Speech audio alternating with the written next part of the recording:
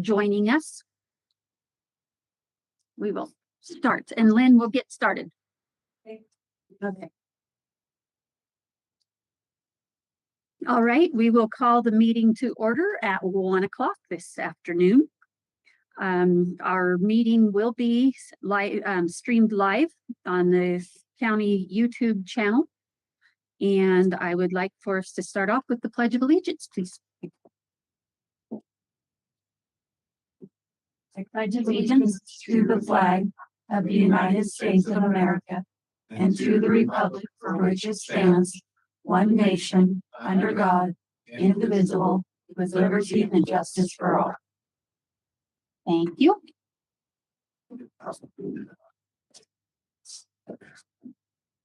So, I would entertain a motion for approval of our agenda. Madam Chairman, I make a motion that we approve the agenda as written. A second. I have a motion and a second to approve the agenda for April 28th as written.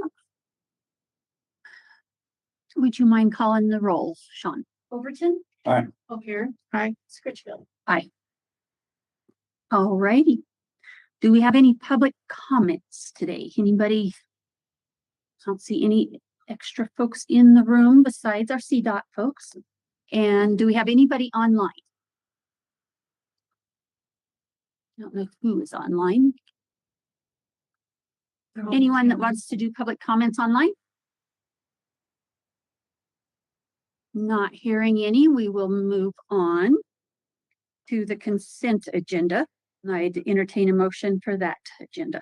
Madam Chair, I move to approve the below listed items of the consent agenda.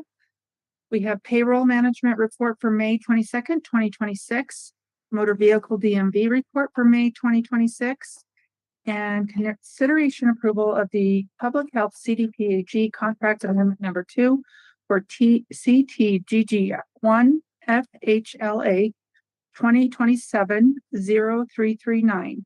This is a yearly contract that will provide Rio Blanco County Public Health with an additional $105,000. I'll second that motion. We have a motion and a second to approve the consent agenda with those 3 items. If you could please call roll. O'Hare? Aye. Scritchfield? Aye. Overton? Aye. Okay, and we do not have any public hearings today. So moving on to our action items. We'll begin with a presentation by CDOT. And we've got up to an hour for you guys. I don't know if you want to talk that long or not, but so go ahead. Thank you for coming. Appreciate it. Thank you for having us here. Appreciate it. Yeah, this is part of our annual county visits, so we try to make it out to see everybody.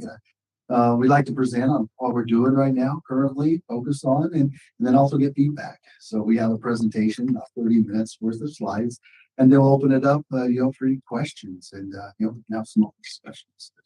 Feel free as we go through the slides. We'll be taking turns as they, speaking, going through them, but feel free to ask questions during the slides too. Stop at any point and expand. So I'll kick it off. I'm Jason Smith, Region 3 Transportation Director. Again, thank you for having us. So first slide here, I'd like to talk a little bit about what we do, as an agency, kind of larger level. CDOT really has four functions. We do construction, we do maintenance and operations, multimodal service, and sub-allocated programs. All 4 of these areas all could really incorporate safety, mobility, and asset management. So, that's really the center of what we do. We'll get into each of these a little bit more as we go through the slides. Next slide there. We go into what we call our WIGs, which are our wildly important goals. So we work with the governor's office every year. We kind of come up with overarching goals of what we want to accomplish for the year, and then we have strategies to help us get there. Right now, this year, we have 3 areas we're focused on: fix our roads, advancing transportation safety, and sustainably increase transportation choices, multimodal services.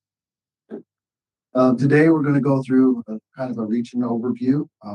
Mark's going to then talk about statewide budget, get into the capital improvement and asset management programs. Maintenance will talk about what they're doing currently and then wrap up with some communications discussion. And then we'll open it up for additional topics or questions. So on a large scale with Region 3, we're this corner, northwest corner of the state. We have 15 counties. We're the largest region in CDOT when it comes to square miles. You'll see some maps later on to realize on the western slope how much area we do cover. We work with over 50 municipalities. So a lot of different stakeholders that we continually work with. Everybody has transportation issues, looking at growth in different ways. So we're trying to always kind of cater to what we can do to help them and make their transportation system better, improvements and good projects. We have over 5,000 lane miles roadways that we service to keep them open. 13 mountain passes, 13 rest areas, 7 tunnels, over 700 bridges, over 15,000 culverts. To maintain that stuff, we have about 600 positions in the region. We don't have all of them filled. I wish I did have them all filled currently, but we have about a 10% vacancy right now rate, which is more kind of a normal pre-COVID rate that we always kind of maintain about 10%. During COVID years and following, we got up to about a 30% vacancy rate, which was extremely high. We made some changes in the department, and a lot of those vacancies were snowplow operators, what we call our TL1. And we were having a hard time recruiting truck drivers. We had to change the way we did business. We had to, instead of hiring staff or off the street, somebody with a CDL that's licensed to drive a truck, we had to, hire people with no experience. We had to develop an internal program to get them their CDL permits. So we developed that. We've now, I think, had about over 100 CDL license established with new drivers. So it's good, but we've made those changes. We also made changes with our housing and our stipends, increased the pay. So that's how we overcame, that hurdle we had with being down about 30%. We still have some challenges though. We fill positions, but our average employee now on the maintenance side of the house, about a 40, I think it's 41% with less than 2 years of experience. So we have a very inexperienced crew that we're trying to get them trained and get them up to speed. So we're hoping within the next 5 years, we'll be able to retain these employees. They'll all, have the training and experience they need to really be a great workforce for us. But we do still have some challenges on trying to train right now. So I'll stay on that slide. So with this, the Region 3, this corner of the state, we have a lot of operations to go on, and we'll talk through some of them as we go through the slides. But our core operations are maintenance, engineering, and traffic management. We have 2 maintenance sections. One section 2 is down south along the I-70 corridor. You're up in section 6, so it's kind of north of I-70 area. We have 3 engineering program areas. We have the west, the central, and the east program area. You're part of our central program. And you'll hear about their engineering projects that we have. And then also our traffic management group, that they oversee the entire region. We also have a business office, civil rights, planning group, materials, right-of-way units, and utility programs to support us.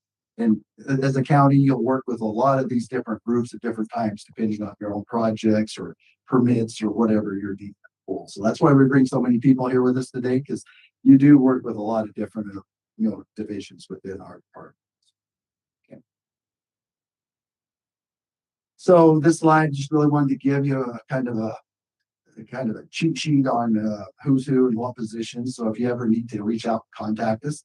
You should be able to click on, if you have this electronically, click on it and be able to pull up some contact information. But it's currently who's in these positions.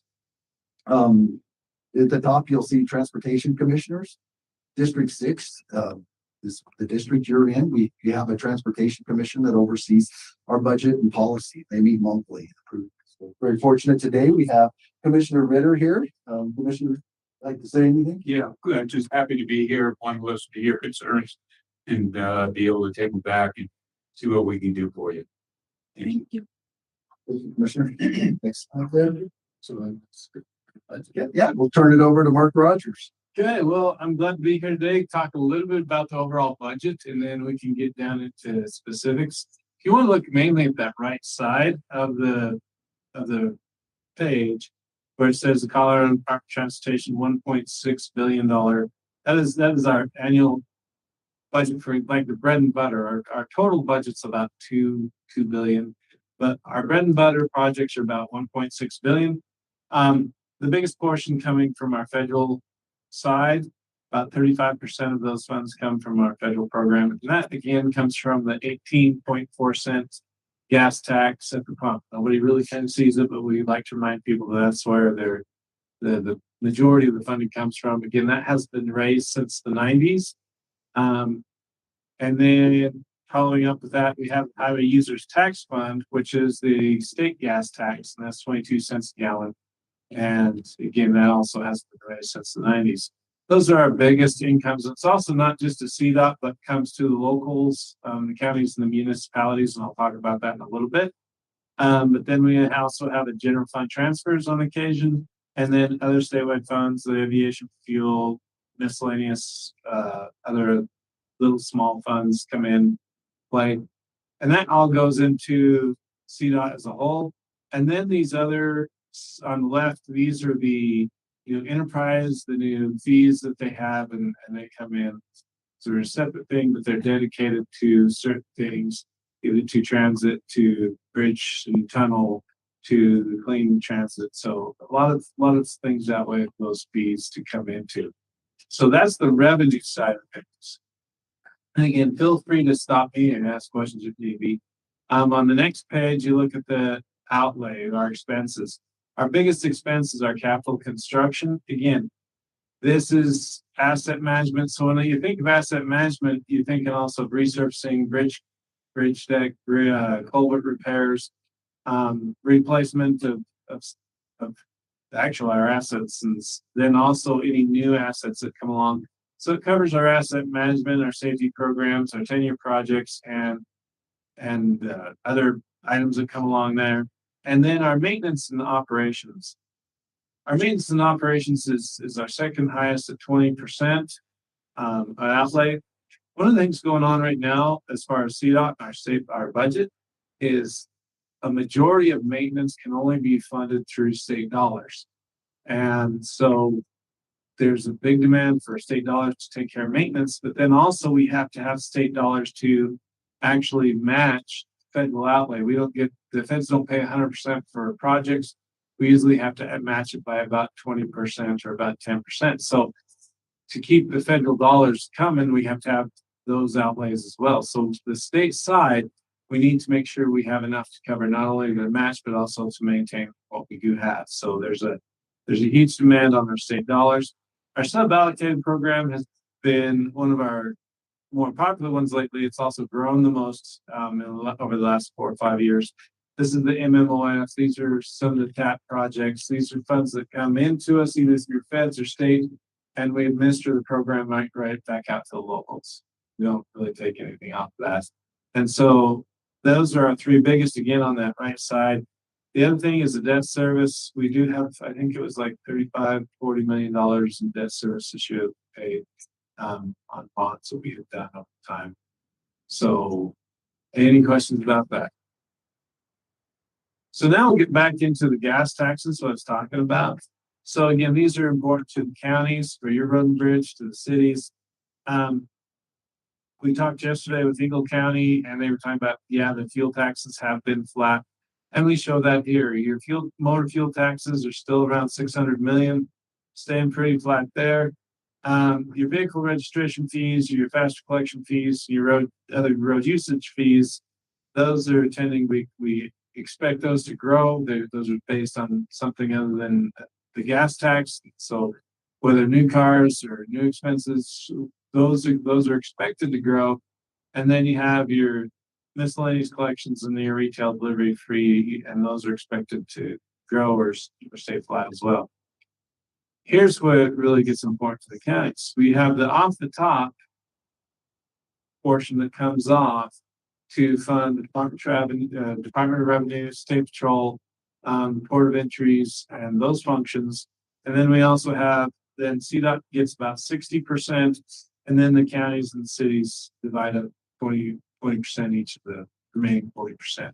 But the off the top comes up first, and then we divide it 60 between the CDOT, cities, and counties.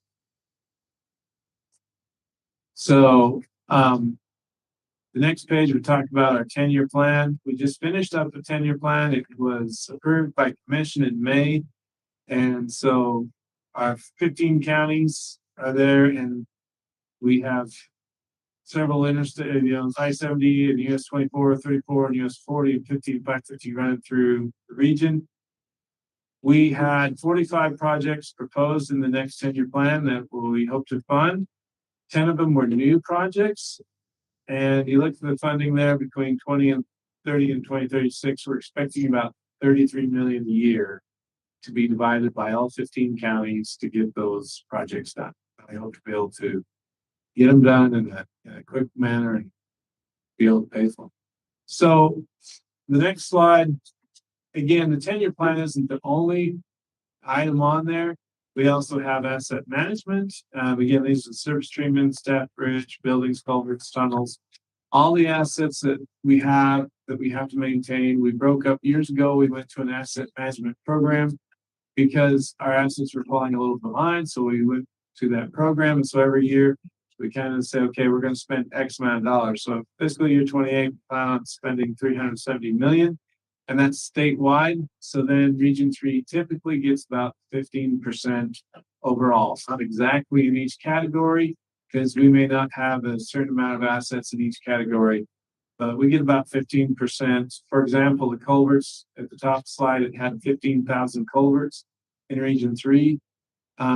We get about $1.5 to $2 million each year to take care of 15,000 culverts. So as you can see, it takes quite a drain on a resource. We prioritize and we plan the best we can to take care of our culverts and our infrastructure. Do you have a question? Yeah, you 15%. Do you know what percentage of roads we have for the whole state that we have? So going back, and I've had to run these numbers, we don't have the highest percentage of roads really are in Region 4. We're about middle of the pack as far as miles of roads. But we are the biggest as far as square miles. I mean, we're not too far behind Region 4 and Region 2, but Region 4 definitely has the most lane miles of road to take care of. So with that though, so for surface treatment, that program there, you see there's about 233 million per year allocated. We get roughly 55 million currently. That's based off of a formula, a separate formula. So each one of these assets, like Mark said, are kind of allocated with different formulas. That old formula that we get that 55 million, it was based more off lane miles. There's been a new formula that's been adopted. So the upcoming years, we'll actually see a decrease in the amount of money we get in our region because now the formula is weighted heavier for population. And which on the western slope, we're not going to benefit from that, right? So it will push a little bit of the future funding more to the front range. So we're going to see, a pretty significant decrease in project, the count of projects, the miles that we're going to be able to pay on basis. Probably about $10 million a year, the decrease we're going to see in the future. So when and where and how does that get decided? When did they change that formula and was that put out for public comment? I'm going to start and I'll let him finish because this is relatively new on the asset management side, but about 2014, 2015, they changed the regional priority program. That was all based on lane miles, ADT, and truck ADT. Well, that was one of the first ones to say, no, we need to look at population. So population got thrown in there. And again, we get a minor decrease, but it wasn't really much. But then all of a sudden that's bled over into other facts and figures as time has gone by. And so just in the asset management, I forgot, that's right, you were telling me earlier, that's just within the last year or so. Yeah, and it doesn't affect this current year. I think it kicks in like in FY, I want to say 29. So it's a few years still out before we'll see that decrease, but it's upcoming. But no, there's a committee and a group of our materials engineers, pavement managers. They all meet, they come up with all this. So we're looking at our statewide models, where our roads are going more poor, you know, trying to figure out how do we take our dollars? Because basically we don't have enough asset dollars to cover all of our needs. We can see a little bit more of that.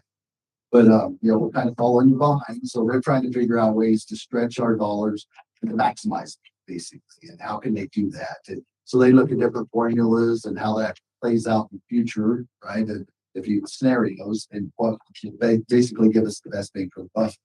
And they come up with these different formulas. They're thinking right now that this new formula they came up with will ultimately help the statewide system the best. Unfortunately, we kind of lose on the, you know, in the region, but the reason they do it is really to help the overall system of the state. That's not okay answer for us, just for the record, okay? I don't know. Like, it's good money. So what I heard you say is CDOT. What I heard you say is CDOT did it. It's CDOT internal comes up with it. Then they write that into their policy and adopt that as a policy. So with no public input. Well, it's always open but the public does, I mean, it's not like it's that transparent and like, hey, Yeah. look pretty at much. this policy's changing, this formula, it doesn't ever get into that detail. So most public doesn't understand how that works. It's not me, it's the state. Yeah, if you want to go ahead. Let me just respond to this, given that much of this was driven by people that are about 200 miles away, Mhm. not further. That there was some public input, but I wouldn't say, a lot of it came from, shall we say, more of the, communities along the front range. Mhm. Where their population and felt that they were not getting the, shall we say, the resources that they deserve. And so the formula was changed. And I think that there was pushback from, shall we say, the rural commissioners, but we sort of lost that one. So I would just ask, you said you were here to listen and take things back. Yeah.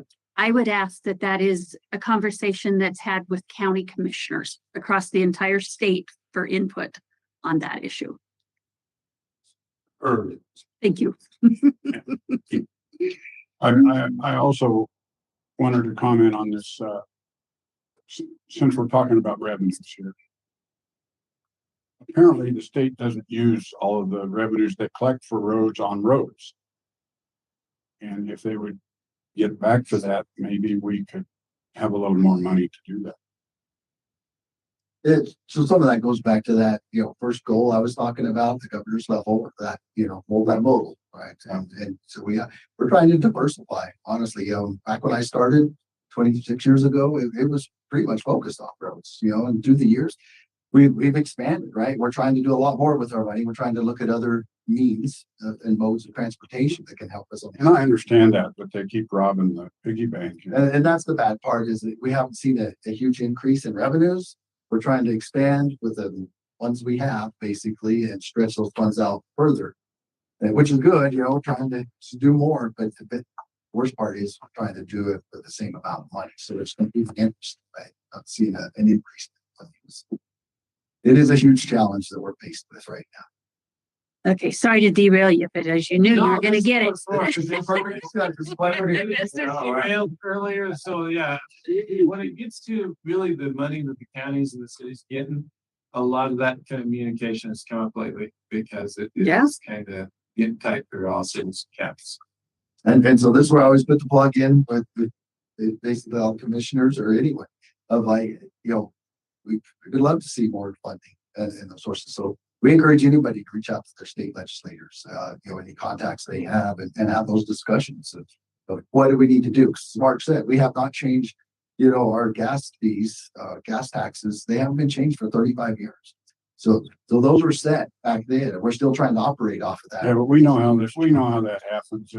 We might not touch the gas taxes, but we keep raising fees. Those hidden taxes. These other fees to death. And why would we want to increase the taxes on the gas when we're not using the money for those that are using gas on the roads? So And I'm not saying I'm sorry. gas taxes is a solution. I understand. A better system and that solution, and I don't know what that looks like. You know, Yeah, I just know the one we have right now is getting very old and it's outdated and not working whenever we look at the funds versus assets. And it is a huge challenge for us. I think we took the slides out with some of these assets, but we're talking about, we have 15,000 culverts, roughly $2 million a year to work on them. So we work on a handful of culverts every year. Our average culverts are over 50 years old now. So we're seeing, kind of at that point where our infrastructure is getting to an age, it's starting to need a lot more attention, a lot more replacements, and we're trying to band-aid things together. And I think that the general public, because of the ballot initiative and the stuff that's going on, the general public and the commissioners are trying to get you guys more money. So everybody kind of understands what's going on. And we appreciate that. Yeah, all support we can get. That's right. Yeah. So along with that, kind of talk about pavements there. So this is just to show you a visual, really good pair of core maps of our region. We track this on an annual basis, update these maps. So the good is in green, yellow, is kind of our moderate, and then it goes down into a red. And we try to keep everything out of that poor category, but we're, like I said, kind of losing ground, and we're seeing an increase in those red areas every year, kind of expanding. But we're trying to figure out how to, look at our whole system and put our dollars where we can the best. And this is where asset management gets a little odd, right? Our model doesn't always say put the money to the worst sections of the road. Sometimes it says put the money to the better sections and keep them in good shape. Right? So that's why you see like these minor, we do chip seals over an overlay. Well, you just overlaid it a couple of years ago. Well, our model likes us to go in there and really tells the best use of our funds is to keep that road in that good condition. So we put a chip seal over it, 3 to 5 years if possible. So it's not always going out there and addressing the worst roads. Sometimes it's just trying to keep those good roads in a good condition. So on the right hand side, the circles just really indicate areas where we have upcoming projects. Again, it's tough. Our needs, you see a lot of areas that in that kind of pink or red that it's like we're not addressing, and we're just trying to stretch the funds as far as we can. And thankful we had some 10-year plan funds that Mark was talking about there. We were able to put those to rural road paving projects, and we actually were able to tap into a fuel impact fee this last year and got an extra project in our region because of it. So we're looking at all the other funding sources and seeing how we can put those to pavement as well. Any questions there or anything else? Oh. And so, this is kind of another asset management slide. Talked about the culverts, how, little money we get and how many, culverts we're able to replace a year. 500-year cycle, it's just not doable. Our culverts won't last 500 years. Right now, that's kind of what we're funded at. So we're going to have to look at what we can do in the future to do better. Signals, same thing. We have over 230 signals in the region. We get 1 to 2 signals a year replaced. So they're not going to last that long. We have to look at other funding sources. What we can do. Roadway paving, exactly the same. We're just not funded. We'd like to be out there paving every road, every 12 to 15 years would be ideal. As you know, a lot of our roads, they're way beyond that. We're having to focus, on other areas. I-70, it is a huge drain for us in the region. Just the amount of traffic, the trucks. We don't see the pavement life, honestly. The chains on Bell Pass eat away the pavement. So we have to do projects up there, sooner than even that 12 years a lot of times, just because we're ready. So it is a huge challenge for us. So just want to make sure we kind of point that out to everybody. Any questions on asset management or any of the funding before we move on? So with that, we'll move into our capital improvement projects. Like I said, you're in the central program. So Justin, you want to come on, talk about some of your projects?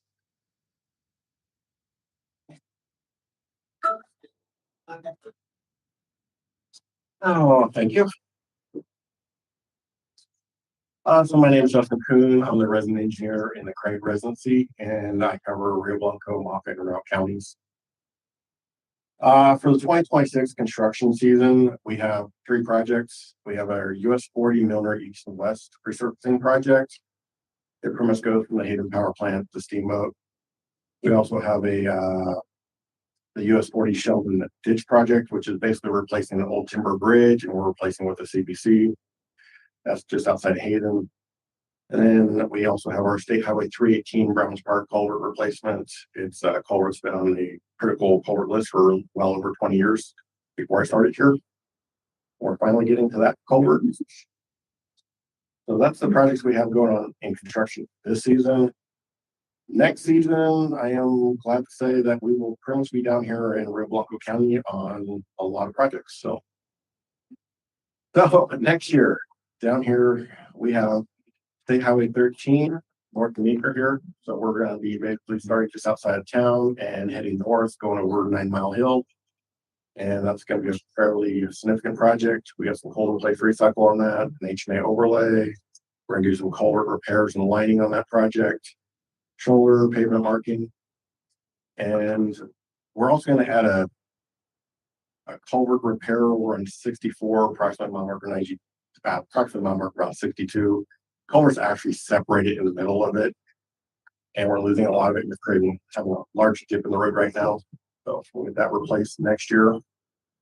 And then we're also going to do a chip seal job on State Highway 64, and this is on a couple of sections of road that we've paved in the last 5 years. So we're going to get chips on that, as Jason mentioned, to extend the life of it and keep it in good conditions. And then, as Jason also mentioned, we got an extra project with some additional money, and that project is basically State Highway 139 south of Rangeley. So we're going to start at pretty much 64 and 139 and work our way south and connect that to the overlay project we did a couple of years ago. So that will basically give you good asphalt from Rangeley to the bottom of Douglas Pass. So those will be our construction projects in 2027. So as I mentioned, they're all in Rio Blanco County next year. 2028 construction projects. We have a State Highway 13 major structural improvement north of Craig. It's a bunch of culverts that are failing up there, and we're actually going to replace that with a bridge. And then we got US 40 passing lanes. So we've identified a couple locations from Craig to Steamboat to increase the passing lanes to do the traffic volume over there. And we got our first passing lane location. So phase 1 of 5 locations will be in that year. And then we also got another culvert, which is a irrigation culvert that we'll be replacing in 2028 as well. So that's 2029. We got surface treatment job north of Craig. 2030, we got 131 and Gore Pass. And then other projects to mention that we have in the works and design that aren't funded for construction yet. We have a US 40 wildlife mitigation project that's over by Lay, pretty much Maybell and Lay. It's going to include 1 overpass and 4 underpasses, I believe, and of course wildlife fencing itself. As most of you guys know, that's probably one of the more accident-prone things for Northwest Colorado here is wildlife hits.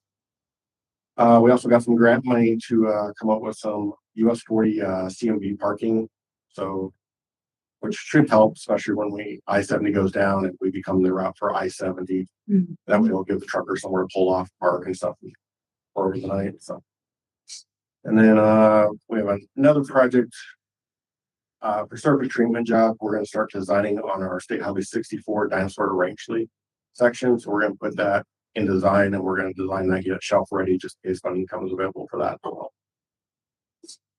And that's what we have going on from my residency. Any questions? In your project that you have going up from Hayden to Steamboat, you're doing that at night. Does that cost more, or is that yeah, I assume you're doing that because of the traffic in the day? So we're definitely doing it because of the traffic volumes in the day. And I mean, you pretty much got to stretch out a work zone for basically 2 miles to pave it, which when you start stretching it out with that traffic volumes, our delays jump up to about 45-minute delays, which not exactly great for traveling public. Well, nobody appreciates that. So we have started doing night paving for that section of road. And actually talked to the contractor, they actually said it's cheaper, Really? so we have to pay for night to work. So it does cost us more for that. But in the long run, it actually costs, they're claiming it's actually cheaper for them because now they can actually get their trucks in and out of the paving zone. And they can get a higher production rate than they can in the daytime due to the traffic. It's good to know, but they don't want to pass that cost savings on to you. Well, But that's good to know. in theory, they did in the bid, but yeah, it's just, you can't really see it. Yeah, So, I understand. Try to break even honestly for us. Yeah, We have but the that's extra items in for traffic control, like Right. sort of that kind of stuff, Right. right? So for us, it's probably, yeah, for them, I think they probably see Yeah. a little bit savings in their payment costs because they already, they're, right? As long as they get their plant up and running and get the permits. Yeah. Yeah. No other Okay. questions for Justin? I just want to say I appreciate all of your guys' work in finding money for us in Rio Blanco. Hmm. I know I've been a pain sometimes and been that voice. But that's what I'm here for, and I do appreciate you guys finding that funding for certain projects. Good, and it never paid. We always appreciate anybody that's vocal and honestly, speaking up for your roads. I mean, that's what, STAC and all the different groups, right? It's like they're the champion their projects. So you were talking about 139. You're gonna go from 64 to the bottom of the pass. You're not doing anything over the pass? So you can talk about past project. Yeah. So his paving goes to there. So then we have a Central Federal Lands project that we received a grant. They're working on the design. Unfortunately, it's taken them a little longer to do the design than we were hoping, but I think right now they're looking at 2027 and they started construction. So that's gonna be mainly on the south side of the pass, going up to the top. But we did a surface treatment not too long ago that came with it, went the north side of the top on down, I thought. You did. On a couple of those switchbacks you did. Yeah, so I think once we get that flats project done, Mesa County has done a good job on their side. Garfield County, we've kind of done some asset management with this flat grant. We're kind of hopefully cap it off for a while.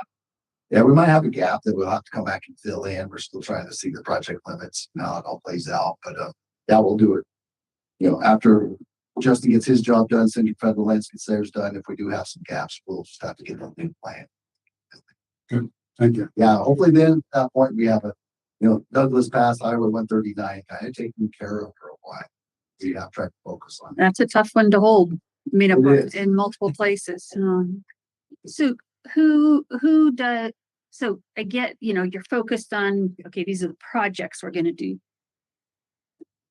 So I guess right now I'm thinking of a location between here and Rangeley where the road is really sinking on one side and going away. So how do you guys identify those? Do you have people on the road enough to check that out? Do you want those to be recorded? How's the best way? How do you find all those places? Because there's a lot of them, I know. Different ways, our maintenance teams are out there, continuous driving the roads, working on the roads. But anytime you see something that's concerned, please let us know. Shoot us again an email or a text or whatever. Let us know there's something that you're concerned about and see if it's something we can fix. If a lot of times we'll start seeing things because we'll see an increase in accidents or something like that. We can relate it to, but we don't want it to get that far. Right. Possible. No, that's if it's something we can catch quick with our maintenance crews, love to get out there sooner than later and identify it. If it's beyond their capability of doing a project, at their level, then we'll pass it on to engineering, let them design it to do something bigger. Unfortunately, it usually takes a lot longer. Yeah. Because we have to find the funds, Yeah. and allocate the resources there. So if maintenance can get to it quick. Yeah, because this one would be better sooner than later. Because it's, I don't know we where, can I can't remember where it's at. Roughly and identify where it's at before it spins through. Are you sure it's where they're doing the culvert? Sure, it needs their questions. Yeah, Vicky, go ahead. In a recent emergency management meeting we had, I know there's been someone that's reached out to try and get some of the road clearing of the shrubs that up against the roads. Now we're looking at high winds, we're in a extreme fire. How do we get those things mowed? I mean, I know that's more of a maintenance thing, but it is. There's the We're we've had mowers out, and already it needs mowed again. You know, I mean, we got all that. So we are actively trying to keep anything from, taking away all of the fuel that we can inside of that driveway. We suffer a lot of fence burn that it's important to us. Yep. It's important for our sister departments. I will make a note. We're actively working on that. And believe it or not, that stuff's been mowed. It grows fast. Okay, thank you. And didn't you guys receive additional funding for that this year? So Transportation Commission allocated some Mhm. funds for that. We're not seeing a lot of it in Region 3. Well, most of the money right now, the first phases have been on the front range of these heavily wooded areas that are right up against the roadway. That they haven't cleared it back to a right of way line. Basically, the trees are right next to the road. So we're focusing on those areas first, trying to get those trees, shrubs, big shrubs back. We're going to see a future phase of that on some of our roads. I'm trying to think. Did you see anything in Rio Blanco? No. Yeah, I don't remember that there's any. Those funds are the contractors. But yes, it's a contractor coming in to do that one. I don't see that there's any that identify. So it's the big stuff that we can't handle with our mowers. So they're bringing in their big tree removers. These have been mulching down. But our teams are doing all the mowing kind of operations. Anything sagebrush or small. Thank you. Kristen. So next then pass this right on. Get to Andy and the traffic department. I'm Andy Sealing with the Traffic Operations Group, and as Jason was saying, we cover the entire region, but we are based out of Grand Junction. So our projects show projects across the whole region, but this gives you an idea of what type of projects are run out of our traffic group instead of out of our residencies. So we have on-ramp extension, adding a second turn lane, pedestrian improvement in Keystone. The variable speed limits that are in Glenwood Canyon, they're going to be automated now, so those will change as conditions change automatically. And then we're adding a similar system in Dow Canyon, variable speed limits. And then, as Jason was talking, we do have enough funding to replace 2 of our signals this year under asset management. And we were awarded some safety money this year also to put reflective backplates on all of the signals in the region. So we're really excited about that. So those are the type of kind of engineering projects that run out of traffic.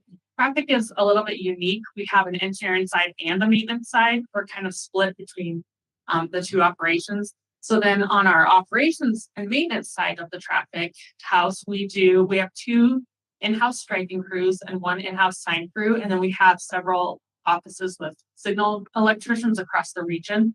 I'm trying to be a little bit closer to our signals for faster callback. And then we also have a group of engineers that run maintenance projects region-wide. And these are the type of maintenance projects we run. So we have been working to replace the signs on I-70. It's a big project, so that's in 2 phases. Every year we do a pretty large epoxy striping project. That one's kind of a challenge for us because our funding really hasn't increased for that, but the cost of epoxy striping has more than doubled in the last 5 years. So we're not able to do as much striping as we have in the past. We have to do more of that with our in-house crews, and we're trying to be as efficient with that as possible. But we do still do an epoxy striping project every year.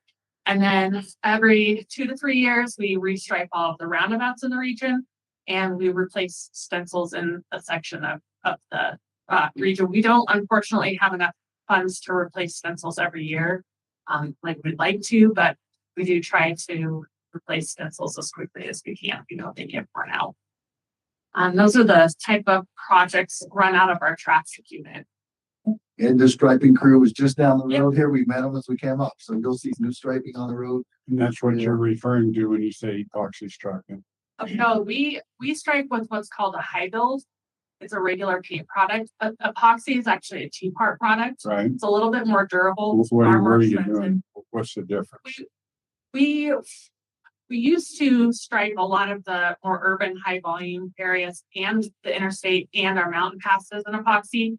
Because of the cost, we've had to cut that back. We are still striping all of I-70 in epoxy, and the mountain passes. We're trying to still hit those just because they get so much damage over the winter with plowing and truck chains. So we're trying to strike those areas still in epoxy because it is a little bit more durable.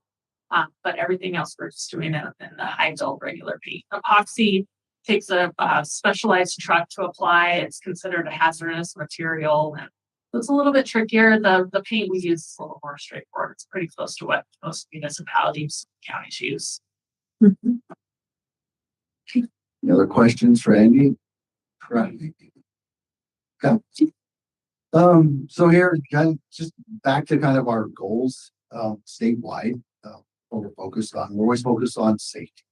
So here, I just wanted to talk a little bit about some of the fatalities, how we're doing, you know, in the region at statewide level as well. So statewide last year, we did see an uptick, unfortunately, at the end of the year on fatalities. We think it was because the weather was good, more motorcyclists out. So at the end of the year, we saw an increase in motorcycle fatalities, which took them up above the year before. So they did see an increase. This slide really shows the region. We were lucky enough. We were able to bring our fatality rate down last year. We hope we decrease it even more this year. That's always our goal. We're trying to focus our safety dollars anywhere we can look at traffic patterns where we see accidents, anything like that, and try to, you know, be preventative anytime we can. But yeah, we're down to about 63 fatalities, and that's in the entire region. For 40% of those, and this goes for the entire region, 40% of those are on local roads. So this is not just CDOT facilities. This is all facilities statewide. And so then also for serious injuries, we track those as well. We did see a decrease in our serious injuries last year. And then unfortunately for the non-motorists, which are, you know, your pedestrians, your bicyclists, we did see an uptick in fatalities last year, up to 10 in the entire region. We're trying to look at that, see what we can do, be strategic, get some projects out there, but they're very challenging as well. We did see some rural fatalities where, you know, usually you see, you know, these kind of non-motorist fatalities in urban areas. We saw some kind of out in very rural areas along our roadways where there was pedestrians in the middle of the night, just out in the winter. Those are concerning, right? It's like, but it's hard for us to figure out how to prevent those as well. So we are looking at everything we can do, but we are tracking the numbers, and in the region, we're looking overall pretty good and decreasing those numbers. With that, we'll turn it back over to the local agency program, Mark. So I'll just stay here as somebody else will be moving up shortly. Just have one slide here. So when I talked about sub-allocated programs, right now we had a big influx of funding with the MMOF program and other funding through right after COVID. We have right now 52 total active projects. The funds have since kind of tapered off a little, so we expect that this may be a high point for a bit. There's still other fundings that's going to be coming out. We may have a TAP program, call for projects, you know, this fall. So we can get more information to you on that. But yeah, so right now we got 52 total active projects, 18 in construction, 30 in design.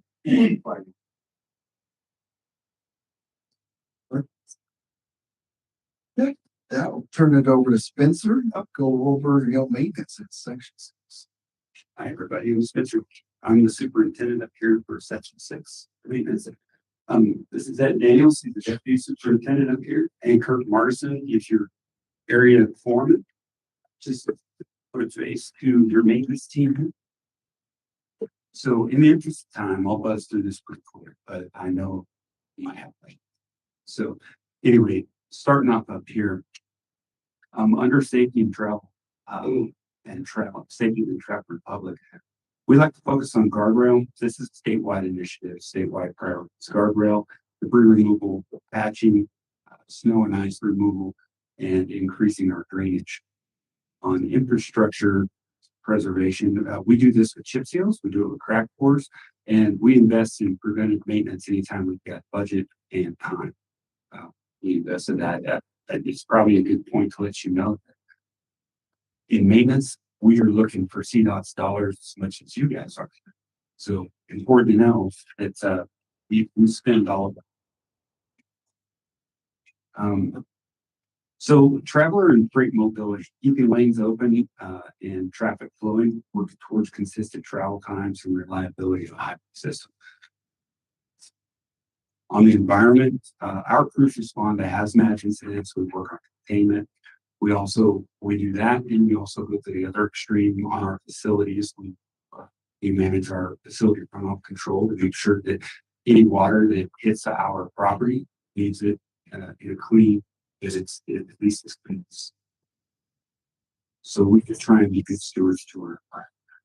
And then as far as livability, that's the stuff that's on the side of the road or out. That isn't necessarily a safety issue, but we do work on graffiti, roadside appearance. Our crews take care of that as well. Yeah. So here, this last year, just our section. Yeah. Yeah. Anyway, as far as sand patching last year, we did 5,500 square yards of hand patching.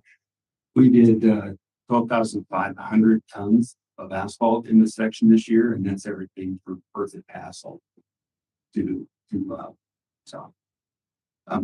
point there. I do believe that both those numbers will come down next year based on the condition, the amount of gains that we made section wide, the overall condition of the road. I expect both of those to drop about a third this next year.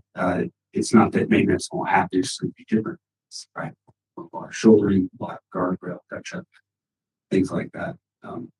So then as far as roadside safety, we have installed, repaired, or inspected 960,000 linear feet of fence this year.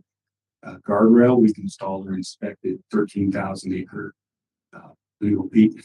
And then we have a light snow year this year, but maintenance forces did plow 570,000 lane miles. So with this, they were nice enough to add in the dinosaur patrol for you guys here. But well, I guess what I'd like to point out is that as you go through this, you see you've got one crew member and 2 vacancies. So that's a 3-man patrol. As you go through, you've got a 3, 6, another 3, and a 5-man patrol. We have 6 vacancies out of those patrols. So it doesn't sound like a lot of vacancies, but that's an entire road patrol, or it's 2 road patrols, depending on how rural it is. And that's a lot of really good minds, really good hands that are not out actively working towards both of our goals. So we continue to try and recruit and gain really good employees. So 6 vacancies. Our vacancies are actually down, which is nice.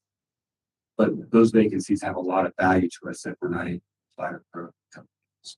So high priority for us in that. Yeah, like we were talking before, we're doing good overall for the region with our vacancy rate. Unfortunately, some of our rural areas are the ones that are really seeing a higher rate vacancies. A lot of that's because of what we did with our housing stipend on I-70. We increased that 2 years back. So you go to work down on I-70 patrols, you get a $2,000 a month housing stipend. Wow. You don't get it up, in some of these other areas, right? So it encouraged people to go to our I-70 area of work, but we still see a struggle, with these patrols. Again, who made that decision? I want to know. I don't know that person. So that's the comment about we spend all of our budget maintenance. We spend all right down to the last penny every year, and we need more, right? So we're having to throttle our teams back, and like right now, the end of our fiscal year is June. We're telling them, hey, you can't spend any more money. You can't go out and buy patching material. You can't buy asphalt. You have to just do mowing. You have to do low cost maintenance activities because we don't have enough money left in the year to go out and really do what we would like to do.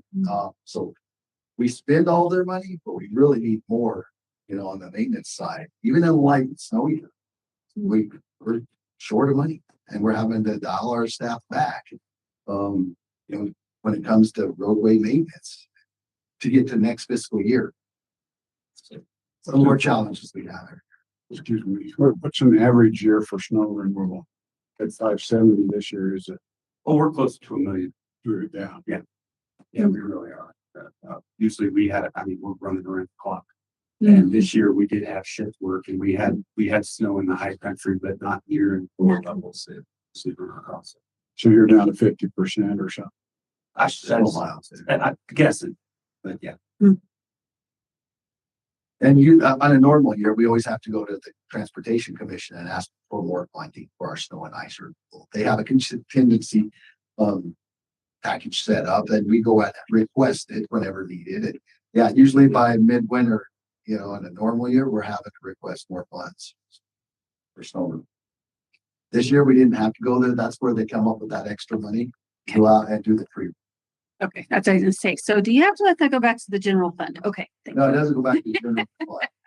Yeah, I just wasn't able to get it really over in the areas where we, Or you really I would need, have liked to been able to request some for more patching, but that wasn't an option. actually, I do have, so cause I saw you deal with the fencing, right? So the fires and the fencing. So though, is that contracted out or is that CDOT staff that does that? No, that's CDOT staff that's doing it. We didn't meet minimums for federal funding or purchase on that at the time. So our piece has been out there doing that. We had 14 miles to repair, and I believe we repaired 8.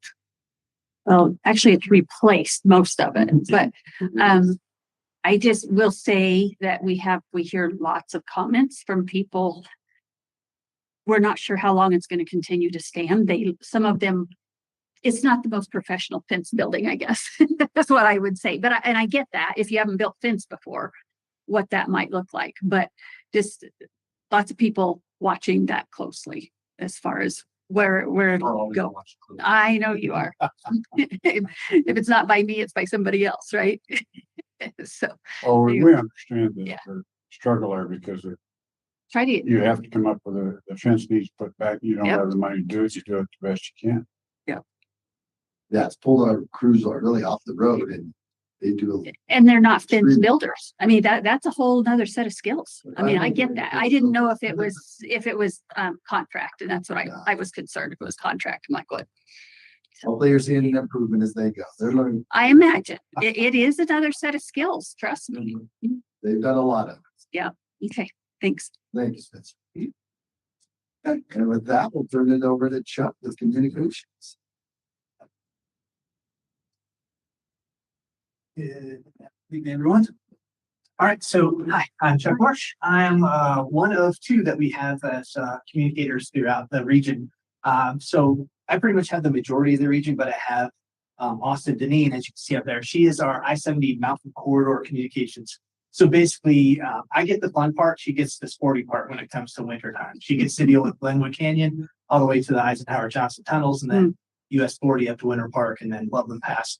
All those things that I'm really, really glad that I don't have to touch. So, but that makes me the busy one when it comes time for spring and summer when we're doing construction season. So, if you told that we've told you that we have 2 seasons at CDOT, it's either winter or it's construction. That's pretty much how we roll.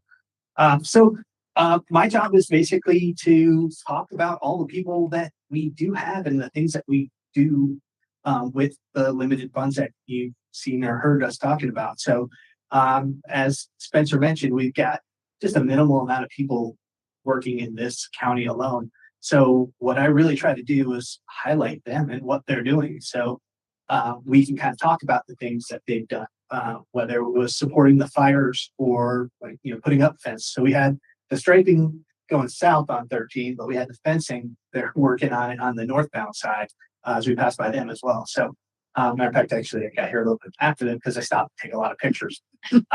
So we have minimal crews that are just doing a lot of work. And so it's my job to try to put out there like, hey, yes, we have minimal funding, but here are the things we actually are doing. Here's our folks working really hard to try to give them some recognition as well to keep their morale up. Aside from that, it's keeping the public informed.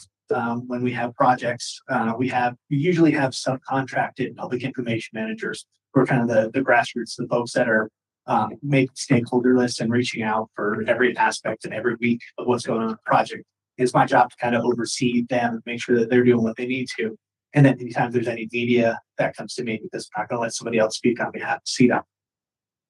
So it's keeping stakeholders informed, it's keeping the public informed, trying to be as proactive as possible, but then also trying to keep our internal audience informed of what we're doing and recognize all the work that our folks are doing and push that out there. One of the things I absolutely love about our teams is these maintenance guys and some of the other folks, the engineers, they don't just live in Grand Junction or live in Denver. And this is kind of one of the narratives to try to get across is that our people live in the communities that they work in.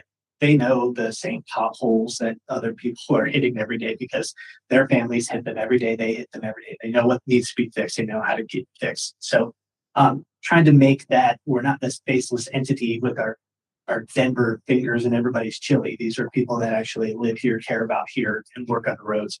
And that's every county, not just Rio Blanco. So it's basically education. Like I said, we talked about the fires that we had on 13. I was able to talk with a lot of media about what was going on here from a CDOT perspective. And then same thing with that weather on Douglas Pass, where the plows are and what we're doing up there. And I know you mentioned how do we know about some of the things? There's the community is really great about letting us know, whether it's through phone calls or even there's a Facebook page dedicated specifically to Douglas Pass. And there have been times that I'll go on there and I'll check that out and I'll see people posting about rocks that have fallen down that we didn't even know about until right then. So I look at it, see it's 15 minutes since they posted. And then I called our maintenance folks and they were able to get up there. It was before they even knew about it. So having that kind of input from the community is invaluable to help us get to places faster. Because they can tell you that they do their circuits and they run up and down, but it's, Mother Nature is pretty vicious. Doesn't wait for us or do it on our time. So it's great to have that community involvement. If you would, or are we? Cool. It's tell the boss that hit slash. All right. Cameras. So that's one of the other things we talked about. So last year we lost about 130-ish cameras.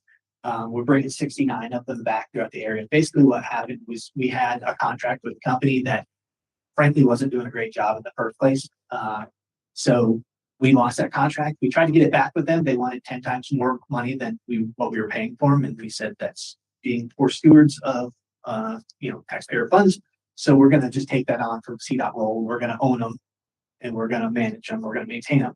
The only problem with that is a lot of them were in areas where there is just no infrastructure. So we're kind of working through that. It's a 2-year plan. We're bringing back 69 of the cameras. I think we're at 30 plus already right now. A lot of the cameras that went away were actually redundancies along the I-70 corridor anyway. I think right now you have 2 cameras, one up on Douglas Pass on 139, and then there's another one it's about 15 miles north of Meeker on 13, so about 25 miles south of us here right now. So I think those are the 2 that we have in the area. I really haven't had too many people complain saying that they need more. I think what's going on, what we have right now is great. And I know it helps our maintenance guys see what's going on as well. But yeah, instead of, if you see down there, long-term savings, instead of costing $250 a month per camera, we're taking it down to $50 a month per camera when it's maintained by CDOT. And like I said, a lot of the times the cameras that we had, they would go down in poor weather anyway. And we were always complaining and actually fining the company. So it's going to get better. All right, if you would, next one, please. All right, and then our number one way that we try to communicate is the cotrip.org website or CO Trip Planner app. This is something we push everybody that we possibly can to, even on our social media avenues. We'll do an update. If there's a huge crash, we'll say, hey, huge crash, check out cotrip.org. This is where you're going to get your information from. I like to say it's near real time. Everybody says real time, but it takes a couple minutes from the folks that are on the ground to actually make the phone call to our operations center and say, hey, this is what's really going on. Please update that. So near real time. But what we did is we said, hey, we want to try to reach as many people as we can. So what are the important languages? So we looked at a 2020 consensus and we saw that it was English, Spanish, and believe it or not, Vietnamese. Vietnamese. Yeah, sorry. Yeah, so now we have those 3 languages up there, and they're expanding whenever we can get folks to do some translation for us. So more to come. Yeah, but it's still, if you can help us push it to your folks, just say, hey, look, do you need more info on the roads? COTrip.org. That's where we're pushing everyone. And that's pretty much it for me. I did want to say one more thing too. I know we talked about the mowing, and trying to be proactive. These guys have been doing a great job all throughout the entire region. But one of the things that we don't talk about when we talk about mowing is what comes before mowing. If you drive on any portion of a road for a significant period of time, you can pretty much build an entire car with the amount of car parts that are on the side of the road, whether it's tires or bumpers, you know exactly what I'm talking about. So instead of them being able to just go out there with the mower and push through and call it good, they're spending hours upon hours having to walk along the roadsides to get these things off the side of the road so they can actually bring the mowers through. So they're, again, with like Spence said, we've got limited manpower, lots of things that we have to do to get through there. So again, that's what I'm trying to do is help, educate and inform on what our guys are actually doing in the area. So just something that we don't necessarily talk about all the time, but something to think about. All right, that's my time. Any questions for me? I do. I have one question. Yes, ma'am. So back to the cameras. So are you guys even thinking about maybe relocating any of them? The only reason I'm asking is the one on 139 that's at the top of the pass, which is by your guys' garage. If you go down when you're going back towards Rangeley, and that's where all those boulders fall. And it's a blind spot going around. I've almost ran into a boulder myself. Is that something that you guys are interested? I mean, is that something you guys have talked about in locations of some of these cameras? Honestly, that hasn't been in any of the discussions I've had, but it's definitely something I can. That would have to look at infrastructure and can we get Sure, connection there? sure. Challenges after that. But no, we take any suggestions like that. We can take it back with the team that's working on the cameras and see if that's a possibility, or maybe add another camera right there if we have an isolated spot that like to. Yeah, because that's in the main area where our boulders fall. There. And isn't that the slick spot too? Oh, I mean, is it in the shade there? Yes. Yeah, that's what I was thinking. So Yeah, that'd be, that we bring up for. We have a geohazards team too, that they go out in areas where we're having frequent rock slides, and they go and just kind of test the area and see if it warrants more rockfall mitigation efforts too. So maybe not even a camera worthy, but if we come out and try to scale that back a little bit more. I'm not super familiar with that portion. I've driven the road, but I'm not super familiar. So I'll check it out, see what we can come up with. So Yeah, absolutely. Again, give us need more detail on that. You get your mile markers. Yep. Yeah.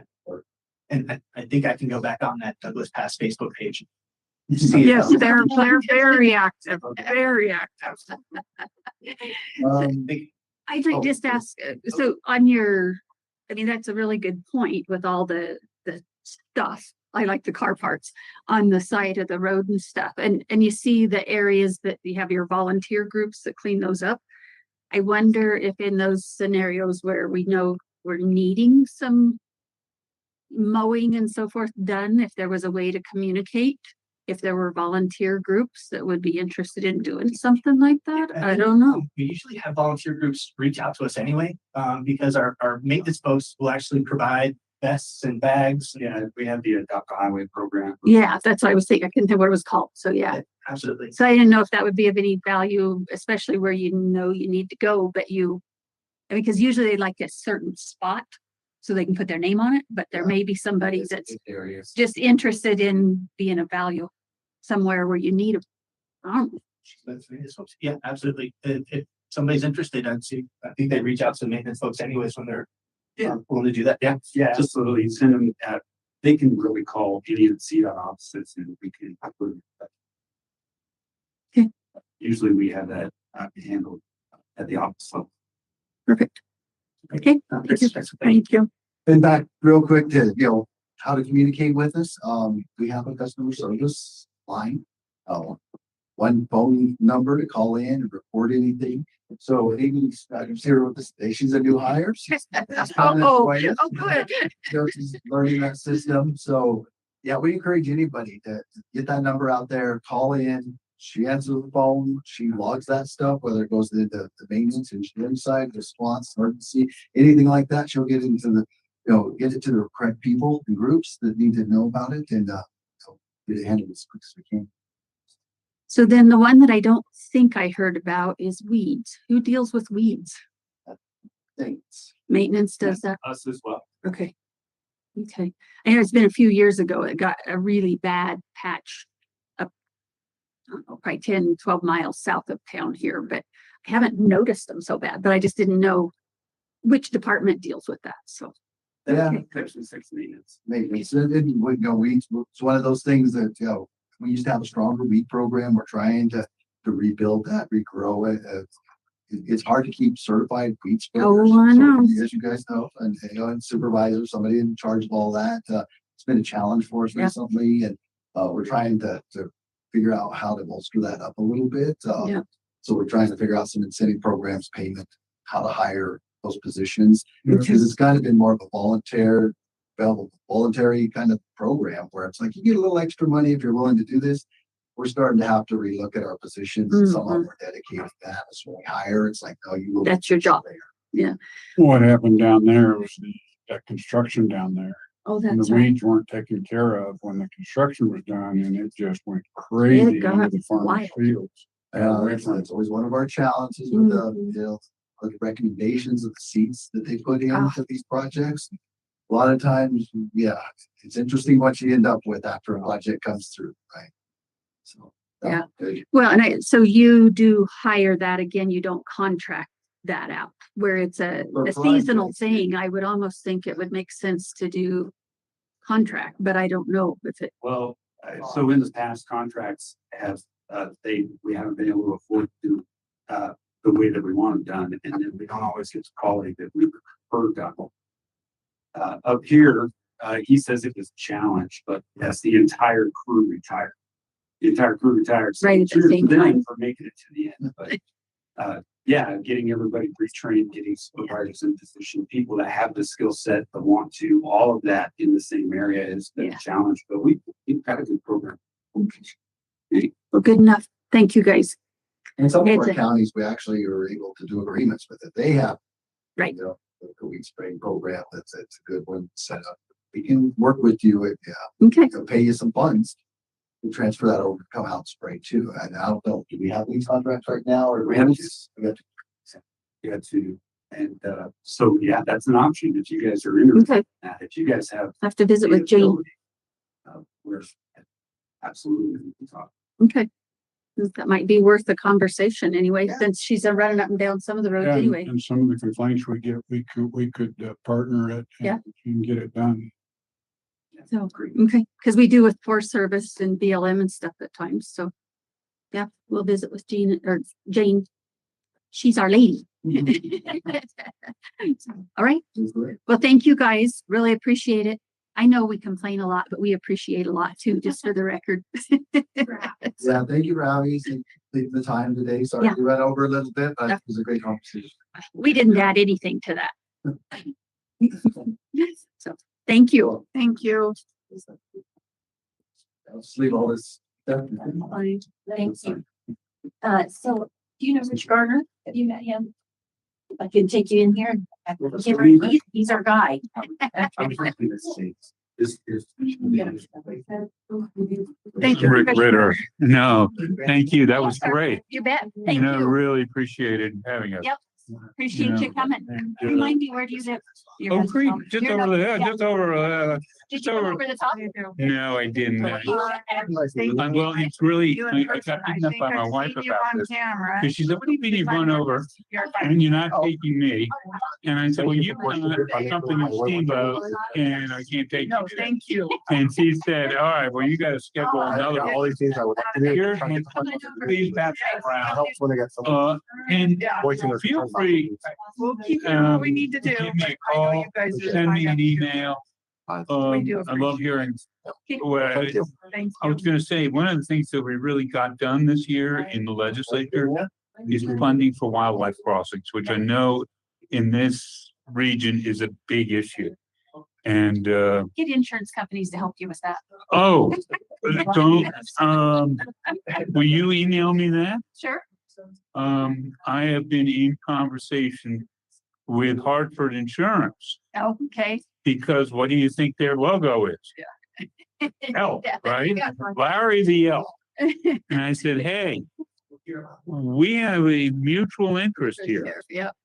Unfortunately, as difficulty we have is that, like my region, which reaches from Evergreen to here, we only have 70,000 people. And there's another 4.5 million everywhere else. Yeah. And so Thank you it's very not much. that important for them. Thanks. Yep. But I'm working on it. Good. Thank you. Appreciate it. Thank you. I just about met Tyndall last night. Did you? Did It's that you? time of night. It's a wonder you didn't. It's really tight. I do not want to meet him that way. Yes. Like, all right. Well, thank you all. That cleared out our room considerably.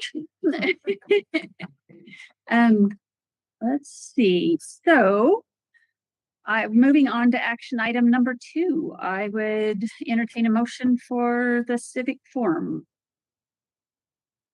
Madam Chairman, I make a motion to approve the agreement with the Civic Forum Inc. for Rio Blanco County Fairgrounds Improvement Project in an amount not to exceed $40,500. I second. Okay. Motion and a second on the civic forum agreement. This isn't one of the ones that Rose had concerns with, is it? I don't think it was. Not that I remember. Okay. Oh, this is the fairgrounds. No, Yeah. never I mind. think Sorry. she was fine. Yep, you're good. Okay. All righty. With that, if you wouldn't mind doing roll call. Overton, Aye. Scritchfield, Aye. Aye. All righty. So just a quick question. Sean, I know you were asking Rose about the motions and stuff. Yes. Do you want to start that like next meeting? Try so you don't Yeah, I have to do didn't that. get So a firm answer, so I just thought, and I didn't know if it was just easier for you guys. to do it I always the don't care same. how we do it, honestly. I just didn't know if that was easier to say just all in favor, I oppose, nay. But if you guys like it the way it is, Okay. I don't care. I Okay. just want to do it smooth, just Yeah. make sure it's okay. Okay. Yeah. Thank you. Yes. All righty. So moving on to action item 3. Madam Chair, I move to approve the Meeker Coulter Fuel Farm Fuel Tank Project contract with Eaton Sales and Service for $739,850. I'll second that motion. So a motion and a second on the Meeker Coulter Field Fuel Farm. So any other discussion? Questions? I think that's one I've been working on for a while. So good to see it. So if you would call roll on that one, please, Sean. Scritchfield. Aye. Overton. Aye. Okay. Aye. Moving on to action item number 4. Madam Chair, I make a motion to approve ratification of a letter from May 20th, 2026, approving the variance by SGM for the water drainage on County Road 32. I second. A motion and a second to ratify the letter regarding SGM water drainage on 33. If you would please call the roll. Scritchfield. Aye. Overton. Aye. Aye. And moving on to item number 5. Madam Chair, I move to approve the ratification of a letter to the town of Meeker and Meeker Rangeley Library Board regarding a proposed appointment alignment for the library board. I'll second that motion. Just make a quick note, Meeker Regional rather than Meeker Range. Oh, sorry, Meeker Regional. Thank you. No problem. So, any questions on that one? If not, if you please call the roll. Overton, Aye. Scritchfield. Aye. Aye. All right. Moving on to line item 6. Madam Chair, I make a motion to approve a letter of support to the BLM supporting the wild horse gathering in Rio Blanco. I second. Motion and a second on the letter of support for the horse gather. We have Reese. Any quick comments on that? No, I think, most of the details are in the letter. It's pretty firm, but I think it's gonna happen, so. I think important to send this letter. So quick, we're looking at removing roughly 1,000 head of horses. Is that right? Yes, that is correct. Okay. Quite a few in West Douglas and quite a few in this region. And this is a big deal to get, we might actually get down close to appropriate management level. And with the weather and our drought that we have had, it is significant. So I give our local BLM office major kudos to push on this. Because as many of you know, we should only have 135 to 235 horses in this county. We have over 1,000 head, well over 1,000 head, probably closer to 13, I think, if I'm not mistaken, 1,300. Absolutely. Yeah. Close to that. So, and I'm hoping that we don't have to do an emergency gather, but with the lack of water, my guess is they could have to move that up. Because I think right now, August-ish. Perfect. So if you wouldn't mind calling roll, please. O'Hare, Aye. Overton, Aye. Scritchfield. Aye. Moving on to line item number 7. Madam Chair, I move to approve a letter of support for the Yellow Jacket Water Conservancy District Lake Avery Expansion Feasibility Study. I'll second that motion. A motion and a second on the letter of support for Yellow Jacket. Any questions, thoughts, or concerns? Reese, you did a good job on that letter. Thank you. I think it did a good job. So again, just a quick update on that. Our goal there is to help Yellow Jacket get this expansion feasibility study in motion. So asking Colorado River District to pay right at half of that cost. And so far looking good. We'll know more in July. So thanks. And if you would call the roll, please. Scritchfield. Aye. O'Hare. Aye. Overton. Aye. Moving on to line item 8. Madam Chair, I make a motion for a letter of support to the BLM Colorado State Office regarding the Colorado September 2026 oil and gas lease sale. DOI-BLM-CO-000-2026-0002 EA. I second. And a motion and a second on the letter of support on the oil and gas lease sale. And any thoughts, notes on that one, Reese? Well, I think I could do you guys a favor and I should change the title of these agenda items. So you can have to read out the whole document. I think we do have to, Yeah, I'll unfortunately. do that on behalf of all 3 of you. Smaller, this is only 3 parcels within the county. But this letter is different from previous letters and comments on these oil and gas lease sales because it finally includes solid economic data relative to the county. So and I think I broke it out in the letter on sales and use tax as well as production. Cool. And property. So we finally got that in. Thank you. Yep. Thank you. That's great. All righty, if you would please call the roll.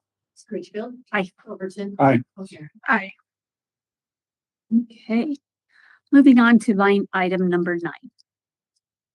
Madam Chair, I move to approve the ratification of the County Attorney Rose Puglisi's authorization to execute the engagement letter with Lohiski, I think, Keller Cohen LLP to represent Rio Blanco County in filing an amicus brief on behalf of the Suncor Energy USA Incorporated et al. Versus County Commissioners of Boulder County et al. Number 25-170. I'll second that motion. Motion and a second ratification of this authorization. Do you want to do a quick summary of what, because there's three of them here that's kind of talking about that same thing. If we just want to, so the public has information on what we're doing there. So the county of Boulder is suing Suncor for polluting their air.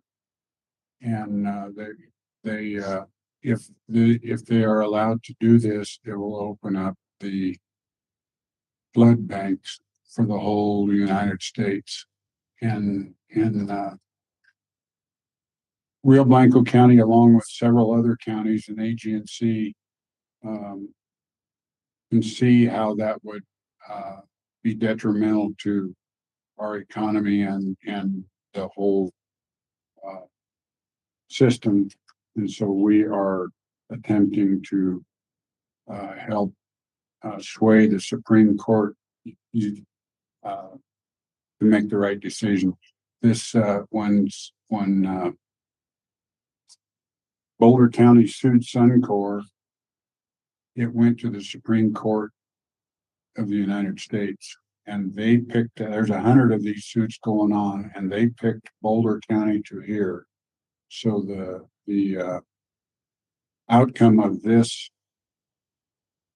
decision by the Supreme Court will affect 100 other cases across the United States. So we felt that it was well worth our time and money to try and do the right thing.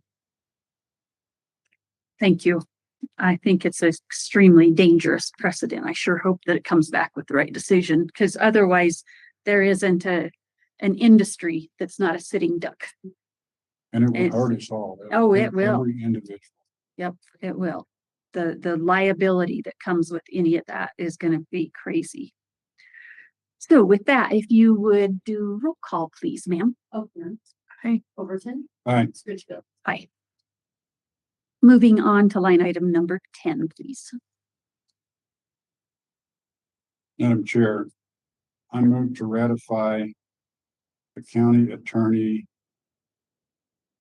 Rose Pugliesio's authorization to inform associated governments of Northwest Colorado and Mesa County Attorney Starr that Rio Blanco County will participate in the amicus brief and will contribute up to $7,500 toward the legal fees for the amicus brief. I second. So motion and a second, ratifying the authorization to move forward with that. Just a quick note, one of the reasons that these are all ratified is we had about 2 days to get this baby done. And so we needed to make that happen very quickly. So thanks to everybody for working on that. And thanks to AG&C for bringing that forward and notifying people. That was helpful. So with that, if you would call the roll. Scritchfield. Aye. Overton. Aye. Aye. Okay, moving on to light item number 11, again, related. Madam Chair, I move to approve the ratification to have County Attorney Rose Pugliesio's authorization to draft and submit a statement of interest on behalf of Rio Blanco County for the amicus brief. I'll second that motion. Okay, motion and a second to ratify the authorization to draft that statement of interest and submit it. If you would call roll, please. Overton. Aye. O'Hairn. Aye. Scritchfield. Aye. Moving on to light item number 12. Madam Chair, I make a motion for the ratification of a letter of engagement with Blair and Associates LLC for the 2025 financial statement audit. I second. Motion and a second to ratify the letter of engagement with Blair and Associates on the financial statement. Any comments, notes on that, Vicki, in particular? So this is because we could, let's see, usually he has us do this way earlier, right? Right. Okay, we just was kind of catching up with it all here. So because the audit will be done July-ish. Well, it's supposed to be done by July, but they've actually, there's been Paul came out and did his pre-work. And then the second part of that is where they have the team of auditors come in. Unfortunately, one of the, main auditors, his daughter just passed away. Oh my Young daughter. gosh. So they knew there would be a delay. So Paul expected that we will be filing for an extension. I'm sorry to hear that. Yes, Holy cow. so it was kind of an exceptional type situation. She had been sick, but it's still when you lose a child. So Okay. that is why Alrighty. that document we should have had earlier in the year, but Paul's like didn't realize that it was missing. So just Okay. still there. All right, if you would call the roll, please. Scritchfield. Aye. Overton. Aye. Hi. Moving on to light item number 13. Madam Chair, I move to approve the service agreement with Stripes a Lot Incorporated for the 2026 RBC pavement striping projects. I'll second that motion.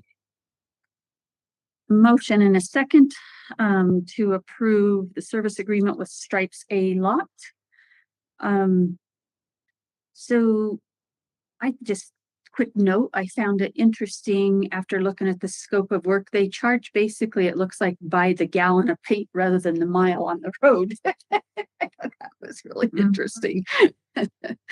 So anyhow, I guess they will sell us the paint and put it on the road for that price. Okay. Sorry, I had to chuckle. All righty. With that, if you would call the roll. O'Haron. Aye. Scritchfield. Aye. Overton. Aye. Okay, moving on to line item number 14. Madam Chair, I make a motion to approve of the CSU Extension Advisory Board bylaws. I second. Okay, a motion is second to approve the Extension Advisory Board bylaws. I'm just verifying, Vicky, did you get those dates and did make the changes in that? That's in here now. The only change, I believe, unless I missed something. No, only just change is the dates or the location of the COLA building. Yeah, for the Rangeley location. So we did have that conversation in the work session this morning. And we just asked that they identify a location in the Rangeley area. So that being done. Thank you, ma'am, for doing that. I would just say I'm pretty excited about having the new extension agent and an active advisory board. And if anybody is interested on serving on that advisory board, we still have a couple or 3 open positions. So would like to get that filled because they will be an integral part of helping guide that extension agent's activities in the county. So I think it's a very, very cool opportunity. So with that, if you would call the roll, please. Overton. Aye. O'Haron. Aye. Scritchfield. All righty. So moving on to our resolutions. Resolution line item number 1. Madam Chair, I move to approve Resolution 2026-18, a resolution of the Board of County Commissioners of Rio Blanco County, Colorado, establishing the distribution of Title I Federal Forest Reserve Funds, SRS funds. I'll second that motion. A motion and a second to approve the resolution for the distribution of the SRS funds. Any comments, thoughts, or questions? So this is our normal distribution, get under the 1908. The schools were both very excited and happy with that. It is a very convoluted spreadsheet that Lisa, Janae, I think created it, or maybe Chris Singleton before her. But anyways, that has been done. I did send you information earlier over the lunch hour. We do need to elect our SRS determination by July 22nd. And so you have the presentation that NACO, that Commissioner O'Haron was instrumental in getting put together. So you should have that from me. I request that you review the additional documentation. From the presentation, it appears like we're in the right program. We're in the 1908. It's a 7-year rolling average. We are getting a considerable chunk of change without it having to be reauthorized every year. But please look at that because it is your decision whether you want to change that or not.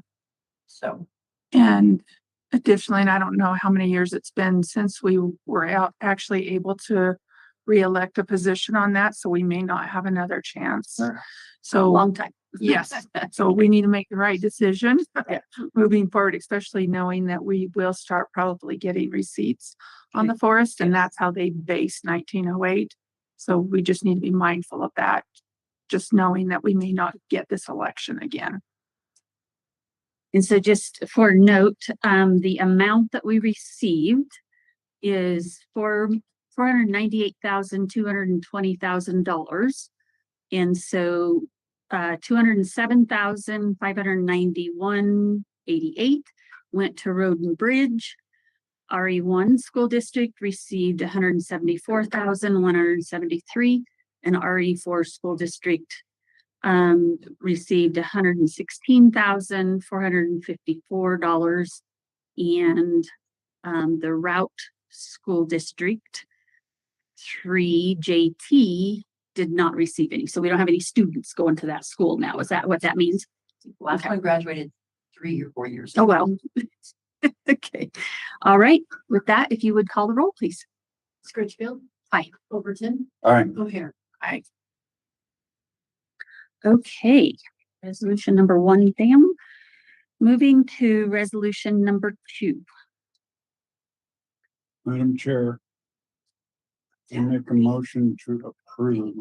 We want to table this. Oh, yes. I make a motion to table the consideration of approval of resolution 2026-19, a resolution of the Board of County Commissioners of Rio Blanco County, Colorado, referring ballot questions to remove term limits for certain county officials because we didn't quite get it ready. Thank you. We want to have a date of when we want to do it. So Yes. Do you want? I want to table it to the next meeting. So that will be our, June 23rd. okay. Yes. Strangely. Yes. And I second. Very good.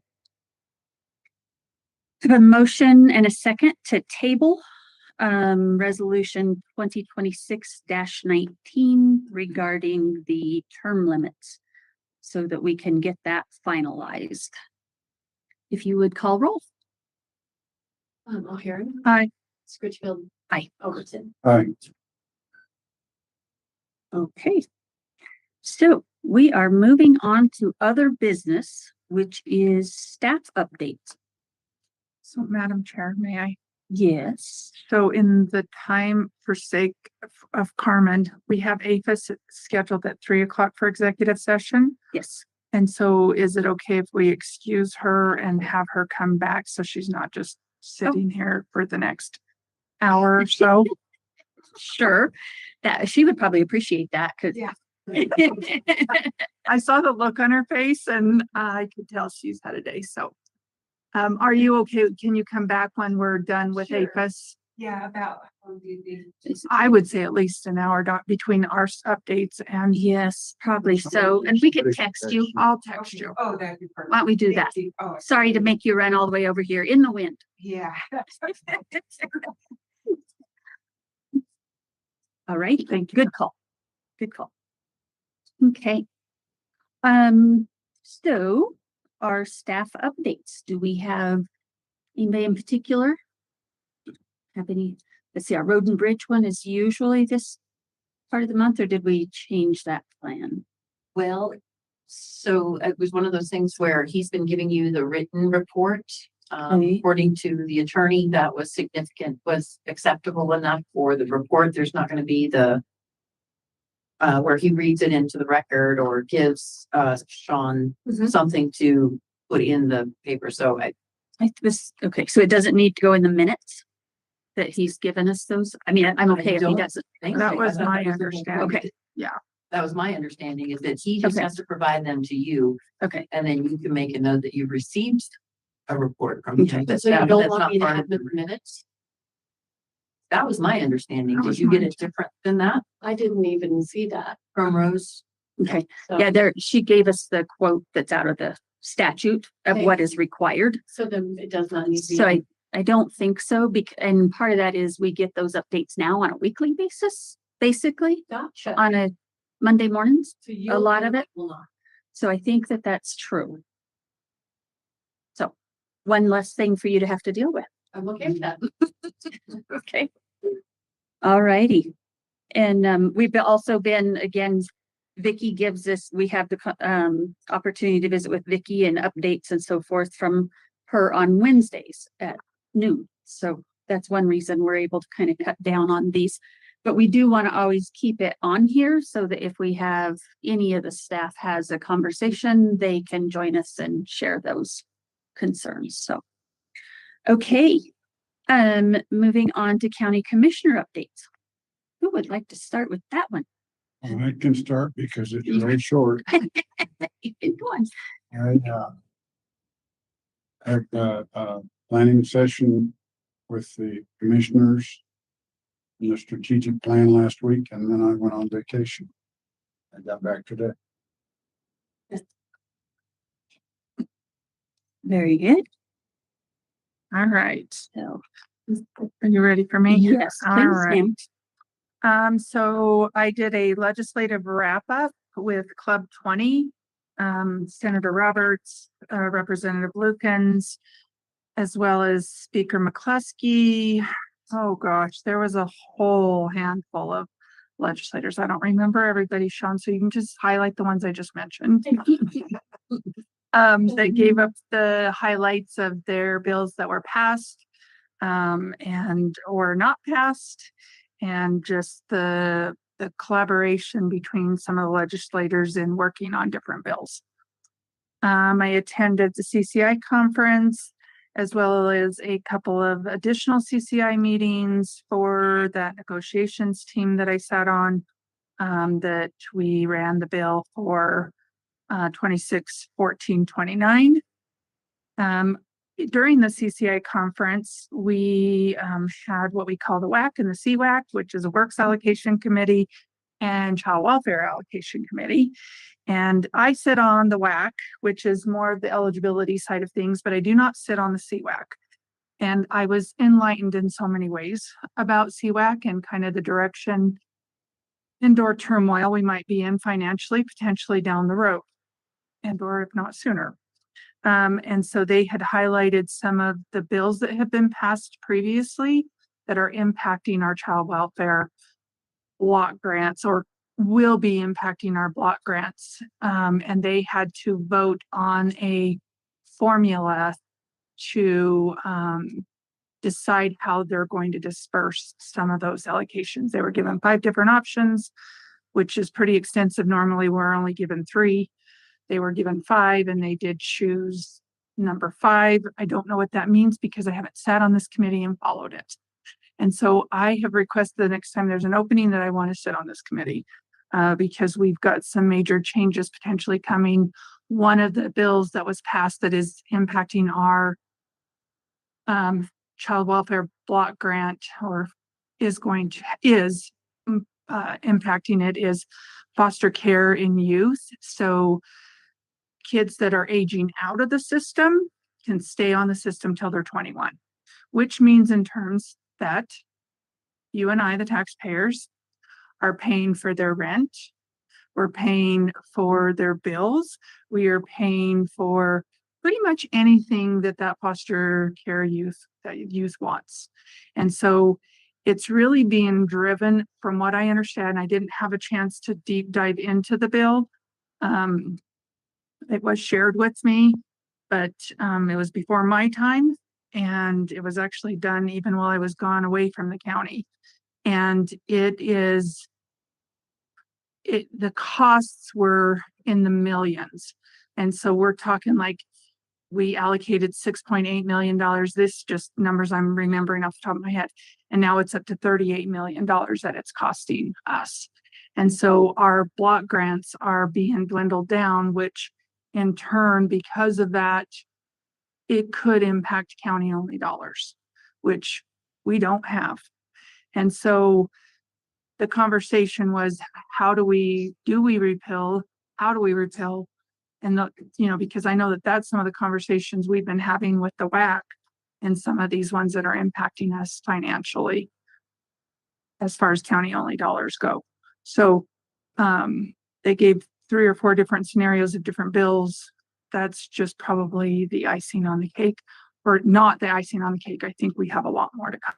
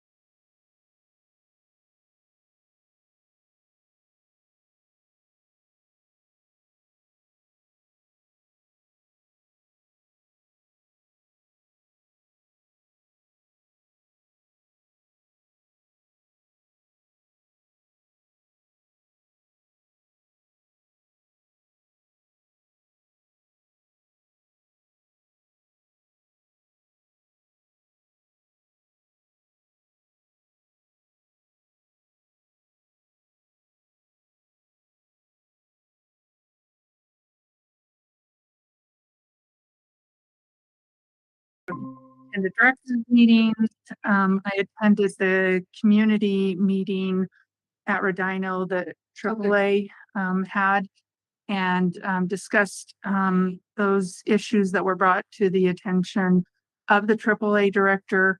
That I also went to Carmen immediately after and presented her with some of the concerns that are going, minor concerns, but things that might be able to be worked out. One was meals. We've always heard the complaints about the meals not being as tasty as they want, but a lot of that's that dietitian. But found out that actually things have changed, rules have changed. I found out from the AAA director that we might be able to play with that a little bit. So more to come with that.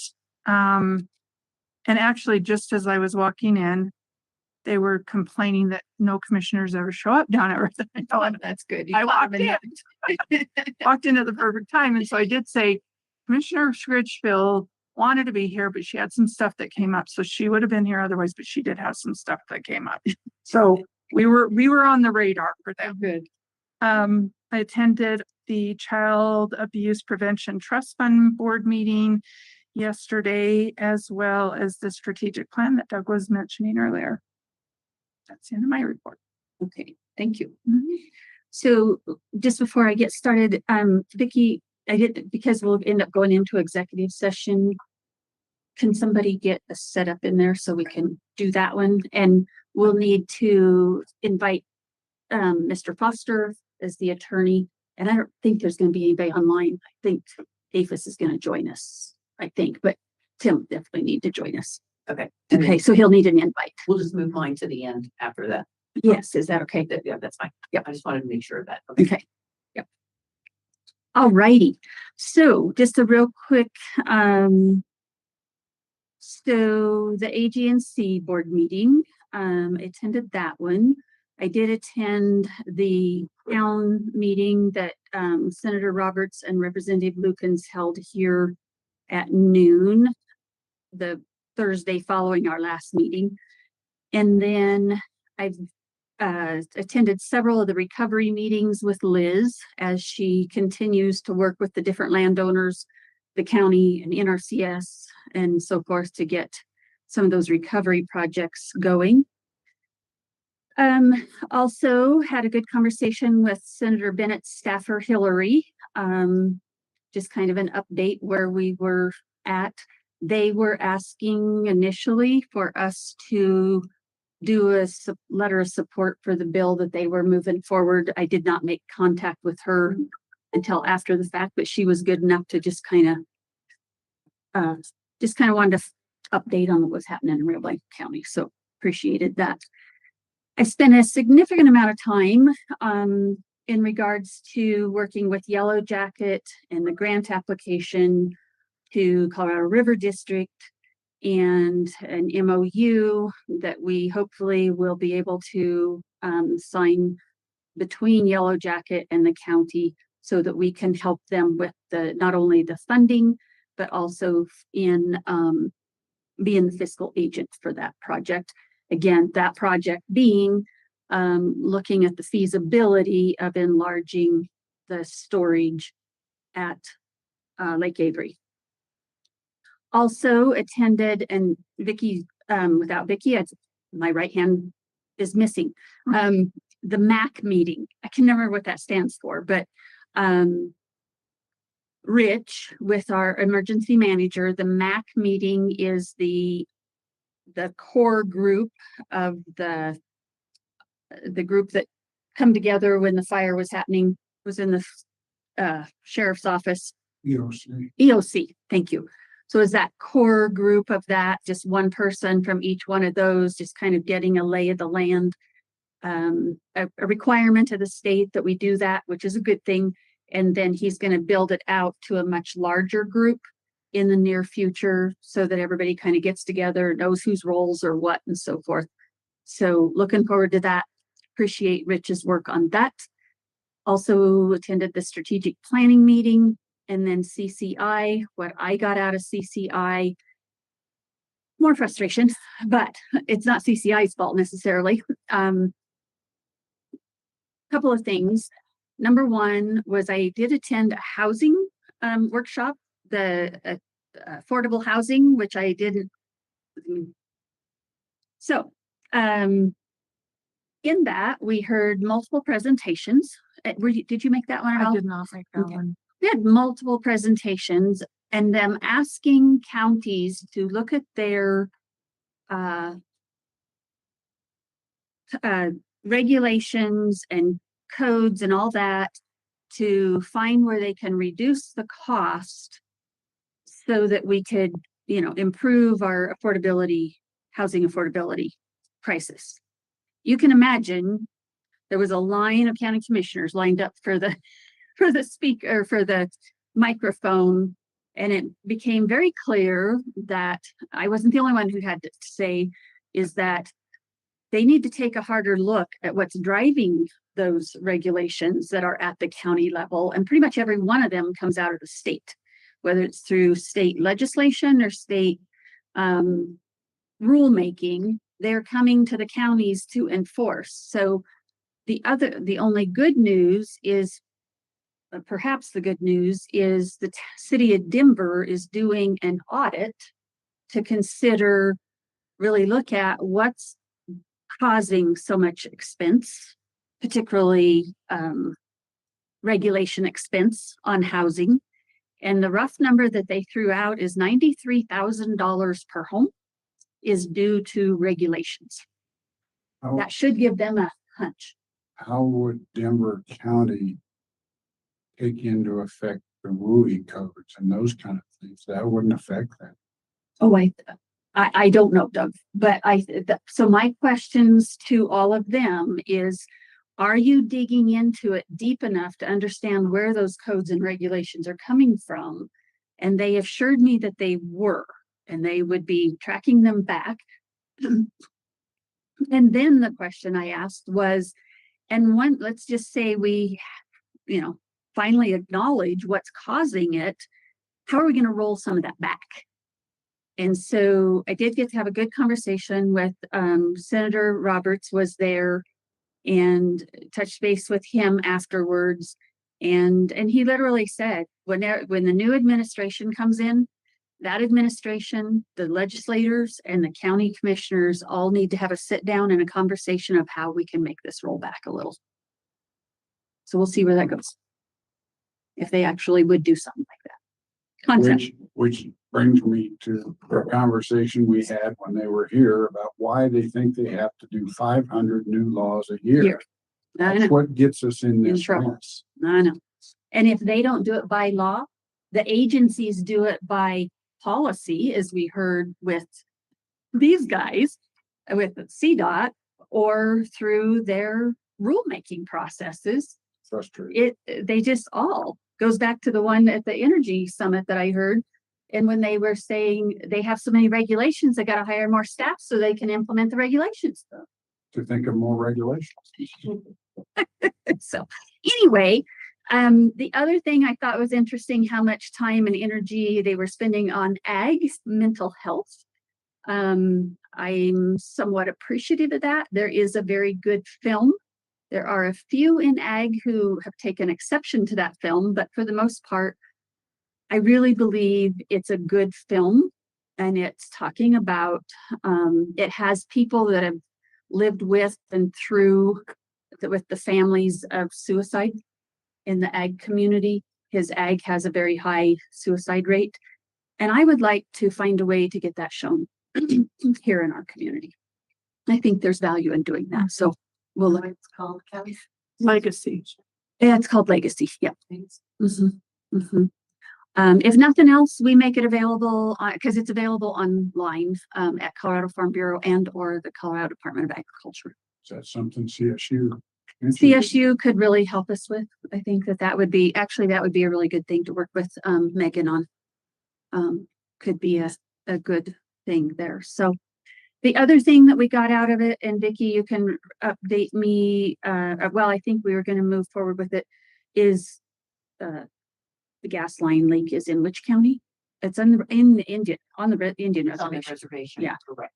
A significant gas leak that is 13 miles of pipeline they're having to replace at millions of dollars a mile, but it is old pipe and leaking. And so it is a pipeline that comes through Rio Blanco County too. Ours, we think, are newer. And so we will be, but we want to have a conversation and try to kind of get ahead of that game. So thank you for drafting reaching out to them. And then I went on leave for a couple of days, so I'm back. Thank you all for that. Be all of our, where'd my agenda go? Commissioner updates. And that takes us to our executive sessions. My goodness, we are on schedule. Well, not right. Makes me want to run for county commission. All right, let's talk. No, let's not. So, what was Vicki about to say? You're not really on schedule because we We had to move. Oh, we're in executive session. Burst my bubble. Burst my bubble. Okay, so I can get to all of my, Which one are you doing first? we are going to do the, because we got Justin to join us, on the, APHIS or Wildlife Services. So with that being said, I would entertain a motion for executive session. Madam Chair, and move to enter into executive session pursuant to CRS 24-6-402 4E to discuss positions relative to matters that may be subject to negotiations, develop strategies for negotiations, and instruct negotiators specifically regarding APHIS Wildlife Services. I'll second that motion. Okay, a motion and a second to go into executive session with Wildlife Services. With that, would you please call the roll, Sean? Overton, Aye. Scritchfield. Aye. O'Hare. Aye. Alrighty, so with that being said, I think I do this whole announcement again. At the beginning of the executive session, we will make sure, let's see, so our tape is on. I'm sorry, so I need to go back. Delete that part, back's date. It is June 9th, and the time is 3:00 exactly. For the record, my name is Callie Scritchfield. I am the presiding officer as required by the open meetings law. This executive session is being electronically recorded. Also present at this executive session are the following persons. So it will be Commissioner O'Haron, Commissioner Overton, myself, Commissioner Scritchfield, Vicky, Administrator Vicky Edwards, Justin Ewing, thank you, Justin. And is Emily's supposed to be. Emily will call in. Okay, so Director. Emily Blizzard will join us as well. And Attorney Tim Foster will join us there as well. So I caution each participant to confirm all discussion, confine all discussion to the stated purpose of the executive session, and that no formal action may occur in the executive session. If at any point in the executive session, any participant believes that the discussion is going outside of the proper scope of that session, please interrupt the discussion and make an objection. This is an executive session for E. So determining positions relative to matters that may be subject to negotiations, developing strategy for negotiations, and instructing negotiations. So with that being said, I think we will go into the other room. And Tim, I believe you should have received a new invite She's with, to join I did. the other room. We have to move rooms. So my Okay. apology. No problem. I'll just dial in there. Sorry, she's just saying. Oh. Yay. You know, I've been gonna tell you guys, you know, there's a housing project that Craig took on, that's where they took the hospital ground and got a grant and did all.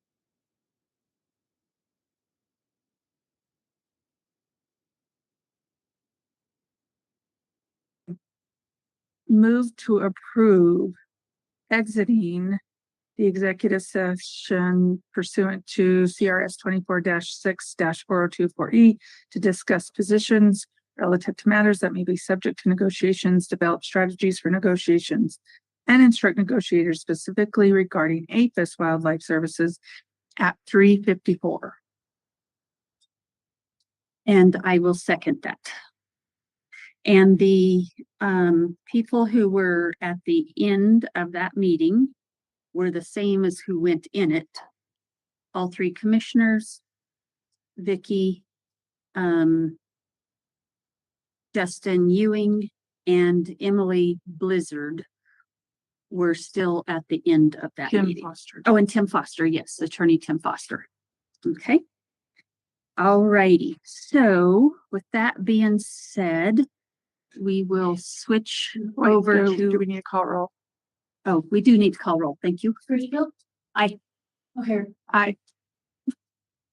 Can we stop that one?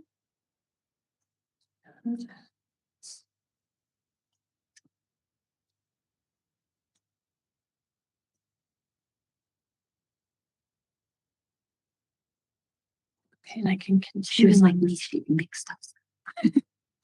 What? Nothing. I'm not jinxing you. Leave it. Oh. You didn't hear. I was teasing. I was like, oh. Okay, No, so you're now fine. we're going again. Okay, so let's see. We're back into the regular session at this point. All righty, so I would entertain a motion to go into executive session for the reviews. Madam Chair, I move to approve going into executive session pursuant to CRS 24-64024F for personnel matters related to the review of A. Vicki Edwards, County Administrator, and B. Carmen McKay, Department of Human Services Director. And I will second that. And so we do need a roll vote on that one as well, please. Scritchfield. Aye. O'Hare. Aye.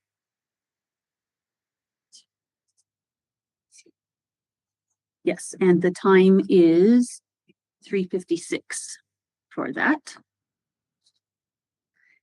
And it is Oh, you have to read that. June 9th at the 3:56.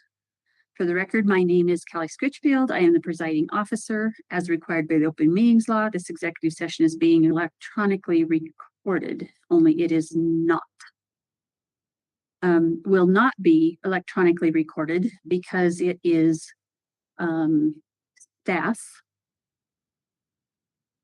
And the only ones present will be the three commissioners and the staff member for review. So in A, it will be Vicki Edwards, and in B, it will be Carmen McKay. I caution each participant to confine all discussions to the stated purpose of the exec session and that no formal action may occur in the executive session. And if at any point in the session, any participant believes that the discussion is going outside the proper scope, please interrupt the discussion and make an objection. And this is. So we are in executive session for personnel matters where Vicki Edwards and Carmen McKay, individual times. They have not requested an open meeting, and the particular employee is not a member of the board or an elected or appointed official. And that is the extent of that. So I think we will go into the other room and we will start with Carmen, even though it's B, we're going to start with B. Okay, and then you guys don't need to have this in We do there. not have that in there. Okay, and then you'll just let me know when you're out and I'll come back up. Yes, perfect. We will do our best.